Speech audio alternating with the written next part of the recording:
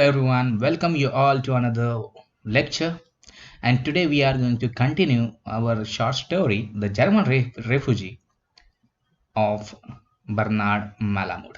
So, yesterday we have seen that how our narrator visited Oscar Gassner. He was a German refugee and who came there and he wanted to learn English. And it was our narrator who is going to teach him the English.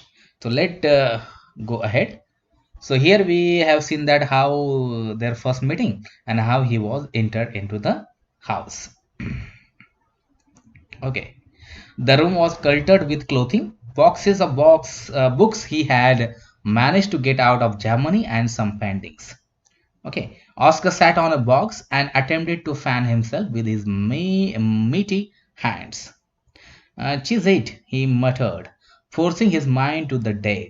"Impossible. I do not know such a culty breathing." He tried again to speak, lifted a hand and let it drop like a dead duck. He breathed as though he were fighting a battle.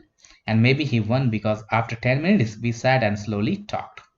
So when the narrator entered in his hotel room, he was unable to speak in English. So he was speaking some little bit words of English, and he was saying like the BT.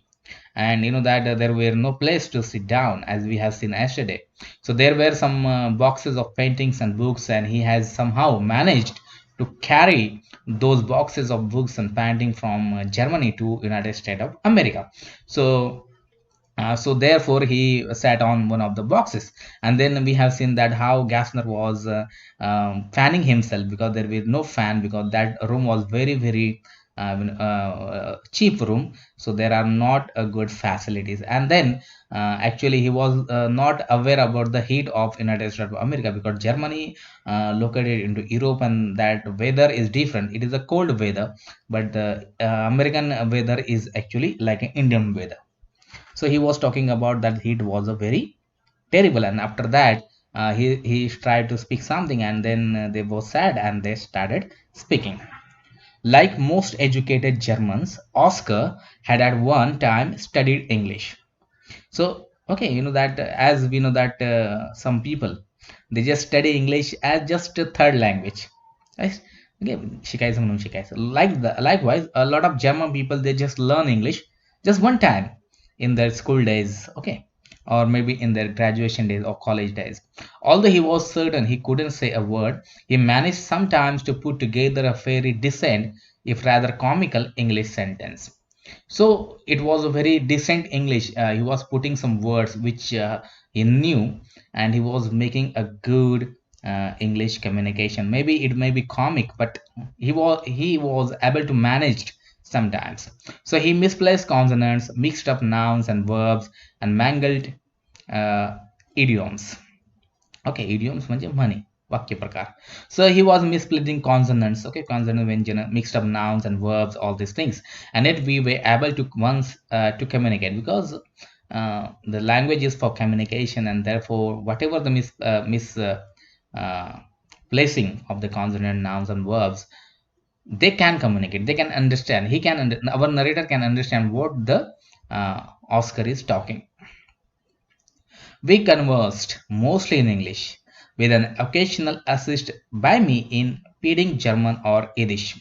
So sometimes actually the narrator is also Jewish person. So therefore he knew little bit Yiddish or what the other language he said, that is the uh, speaking in German. So he was talking in this. So mostly they try to speak in English, but sometimes he was also speaking in Yiddish or Jiddish, the Gassner was calling it. He had been to America before, last year for a short visit. He had come a month before Kristallnacht when the Nazis shattered the Jewish store windows and burned all the synagogues to see if he could find a job for himself. So actually, before 1 year, he came to America for to find a job. It was a very short visit, and he done that after when Nazis were burning all the synagogues. Synagogues is a praying house like a church, mosque, and temple. Okay, the synagogues is a praying sacred place for Jew people. Okay. जसं मंदिर, मस्जिद आणि church असते तसं ते सिनगॉग असतं ज्यू लोकांचं. So he came there to find a job.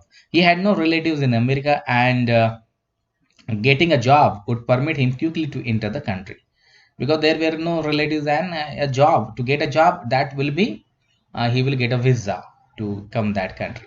So he had been promised something, not in journalism but with the help of a foundation as a lecturer. So he got a job as a lecturer, that is a professor, in one university. Then he had returned to Berlin. So Berlin, that is the capital city of Germany, and after a frightening delay of 6 months was permitted to emigrate. So after 6 months, that was a very frightening experiences he faced in Germany. So he managed to come there, and then he came there. He had sold whatever he could, managed to get some paintings, gifts of Bahubas, friends, and some boxes of books out by bribing two Nazi border guards. So he was, that he has given a lot of bribe to the Nazi guard at the that border, and he managed to do that, and he has sold everything he has, and he had said goodbye to his wife and left the accursed country. So he has a wife also, but she was not a Jew, she was a Christian, and therefore she didn't come with him. And then he said bye bye to cursed country. It was a Shapit country, that is Germany, because of the Adolf Hitler. So he gazed at me with cloudy eyes when he was talking all these things. His eyes were that filled with tears, and he looked at the narrator, and he said, my wife was gentle, her mother was an appalling anti-Semitic. Anti-Semitic, that is the term that is the used by Jew people, because all the religious people, Christians, Muslims, they hate Jew people. Okay, so many people hates them, and that hatred is called as an anti-Semitic. Okay, so his wife's mother was anti-Semitic, or she was a Christian, and she was a great hater of Jew people. They returned to live in Stalin. I asked no question. Gentle is a genital. Germany is Germany. His new job was in the Institute for Public Studies here in New York. Okay, he got a job in Institute of Public Studies, and he was to give a lecture a week in the fall term, and during next spring a course in English translation on the literature of the Weimar Republic. He had never taught before and was afraid to. Okay, so it was very beginning, because he was just 50 years old, and he has to learn English language, and then he had to teach the students on the translation. So that was very difficult for him, and therefore he was very afraid of that.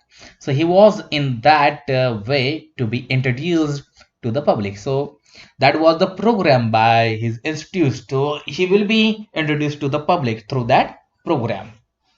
But the thought of giving the lecture in English just about paralyzed him.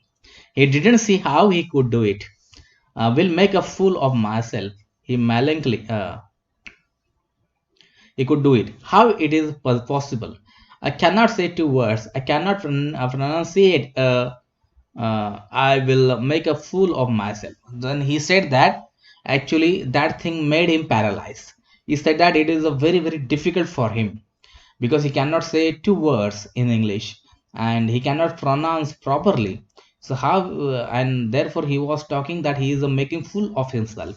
That was he was talking, and his melancholy deepened already in the 2 months since his arrival, and after a round of diminishing expensive hotel rooms.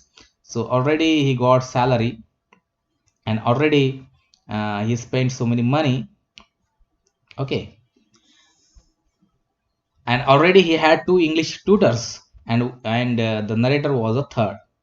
The others had given him up, he said, because his progress was so poor. Two tutors have left him because he was not making any kind of progress, and therefore uh, they they thought that he is not a good in that thing.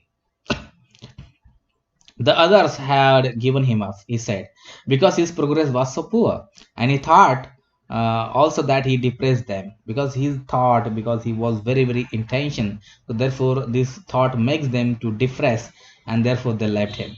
He asked me whether I felt I could do something for him, or should he go to a speech specialist.